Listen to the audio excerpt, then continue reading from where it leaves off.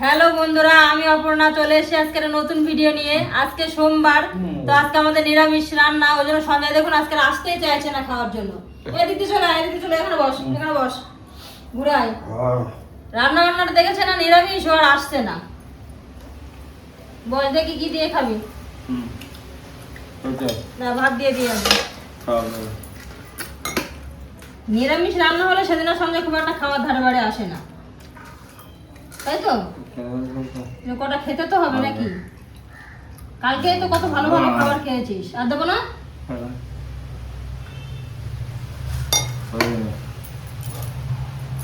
বেশি ভাতও নিতে চাইছে না, বলছে আর না আর না। ডাল খাবি নাকি? ডাল ডাল খাবি? দাঁড়াও দিয়ে দিচ্ছি। দেবো তোর, দেবো তোর, দেবো। এই যে চাল কুমড়ো দিয়ে আর মটর ডাল দিয়ে এরকম অল্প করে রান্না করেছি, সে সঞ্জয় খাবে না। এই দেখুন, খাবে না, খাবে না এটা, না এটা খাবে না। মুখটা কেমন করছে দেখুন, মনে হচ্ছে কি নাকি, মুখটা এমন ভাব করছে। আলু ভাজা, হ্যাঁ তুমি আলু ভাজা নাও। আলু ভাজা আর কুমড়ো ভাজা এই করেছি আজকে, আর অন্য কিছু করিনি। তো সঞ্জয় ওসব কিছুই খাবে না। দই দিয়ে খা, এই দই দিয়ে খা, দই দিয়ে খা। ওটা আলু ভাজা, দাঁড়া দাঁড়া, আমি হাত দিয়ে তুমি দাও। আলু ভাজাটা শুধু খাবে। এনে আলু ভাজা অল্প করে খেয়ে নে, আর দই দিয়ে ভাত দেবো। নিরামিষ রান্না হলে সেদিন সঞ্জয়ের জন্য দুধ দই এরকম কিছু রাখতে হয়, নাহলে দেখেছেন কিচ্ছু খাবে না। আলু ভাজাটা পছন্দ করে বলে ওই দিয়ে কটা ভাত খেলো। এবার আর ভাত কি দিয়ে খাবি? এগুলো খেয়ে নে আগে, এনে একটু খেয়ে নে, তারপর দই দিয়ে ভাত মেখে দিচ্ছি। এই যে টক দই নিয়ে এসছি, টক দই দিয়ে ভাত মেখে দেবো। আর দেবো আখের গুড়, এই গুড়টা দিয়ে ও ভাত খেতে খুব ভালোবাসে, তাই তো? আগে দইটা নে।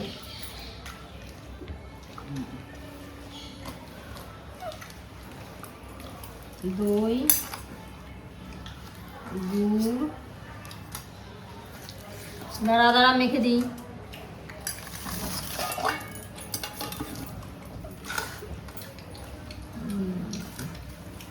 দাঁড়া দাঁড়া, আমি মেখে দিই।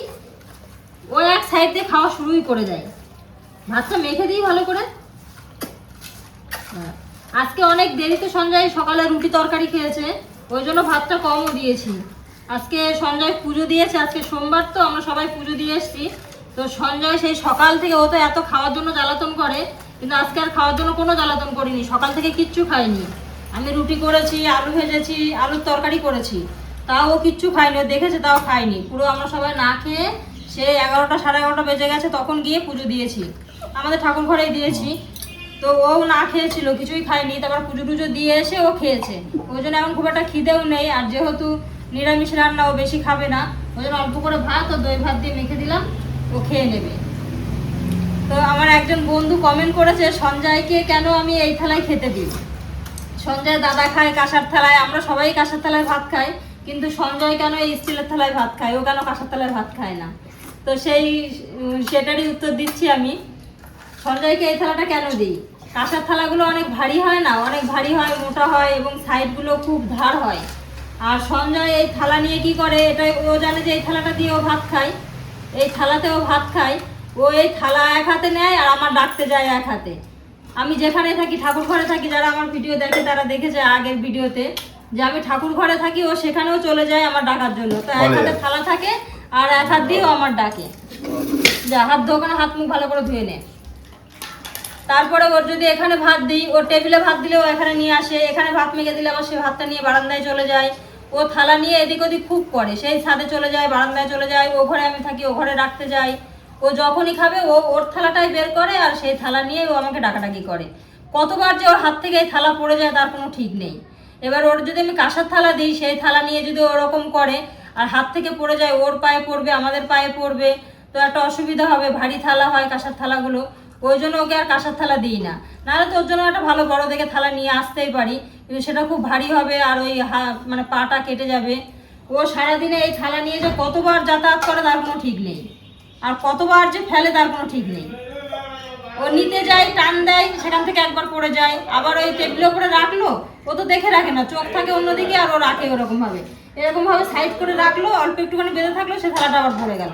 এভাবে সারাদিন ওর থালা হাত থেকে পড়তেই থাকে। ওই জন্য ওকে আর কাঁসার থালা দিই না, এই স্টিলের থালাটাই দিই। স্টিলের থালাটা বড়ও আছে, কানা টানাগুলো উঁচু আছে। ও এই থালাতে অনেকদিন থেকেই ভাত খায়। ও কাঁসার থালাতে খেতে চায় না, ও ছোটবেলা থেকেই এই থালাতে খেয়ে অভ্যস্ত। মা এই থালাতেই ভাত দিত, তো এই থালাতে খেতেই ও ভালোবাসে। আর এই থালাটা অনেকটা বড় আর কানাটা অনেক উঁচু, ওর ভাতটা পড়ে কম, ওই জন্য এই থালাতেই ওর ভাত দিই। আর কাঁসার থালাগুলো কানাগুলো নিচু নিচু, তো ওর ভাত পড়ে যাবে, ও খেতেই চায় না কাঁসার থালাতে ভাত। কোনো কোনো সময় সকালে টকালে যখন রুটি দিই তখন দিই, রুটি দিই, রাতে দিই, দিই মাঝে মাঝে, দিই না একেবারে তা না, দিই। তো সঞ্জয়ের খাওয়া দাওয়া হয়ে গেছে, ও দেখুন খেয়ে দিয়ে হাতটা ধুয়েও আবার বারান্দায় চলে গেছে, ওখানে গিয়েই কথা বলছে। আমাদের রাস্তায় জল উঠে গেছে, এমন বৃষ্টি হয়েছে জল হয়ে গেছে, ও বসে বসে সেই জল দেখছে। আর সঞ্জয়ের দাদাও দেখছি খাওয়া হয়ে গেছে। আজকে ভিডিওটা এইটুকুই, দেখা হচ্ছে আবার অন্য কোনো ভিডিওতে। টাটা।